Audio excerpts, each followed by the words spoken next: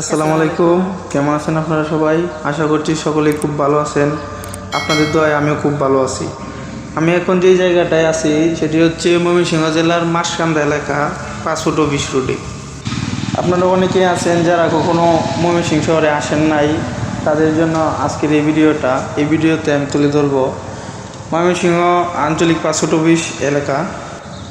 এটা হচ্ছে main road থেকে অফিসের দিকে যাওয়ার রাস্তা। এটা আপনারা দেখেন, আমি সামনের দিকে আগাচ্ছি আপনাদের দেখানোর উদ্দেশ্যে। আমি সামনের দিকে যেতে যেতে এই ময়মনসিংহ শহর সম্বন্ধে আমি আপনাদেরকে কিছু কথা বলে রাখি। এই ময়মনসিংহ শহরের প্রাচীন নাম ছিল নাসিরাবাদ, কিন্তু বর্তমানে এই শহর মোমেনশাহী বা ময়মনসিংহ নামে পরিচিত। এই ময়মনসিংহ জেলায় রয়েছে 13টি উপজেলা। অনেক জ্ঞানীগুণী এমনকি অনেক রাজনীতিবিদের জন্মস্থান এই ময়মনসিংহ জেলায়।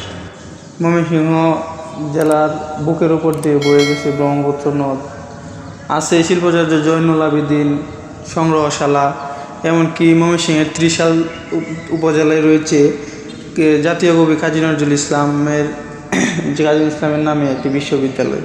আমি এখন আছি ময়মনসিংহ আঞ্চলিক 5 ফুট অফিসের ভিতরের এলাকায়, গেটের ভিতরে আসলাম আমি। আপনারা দেখেন ভিতরে একটা কি সুন্দর মনোরম পরিবেশ, দেখলে অনেক ভালোই লাগে, অনেক সুশৃঙ্খল একটা পরিবেশ।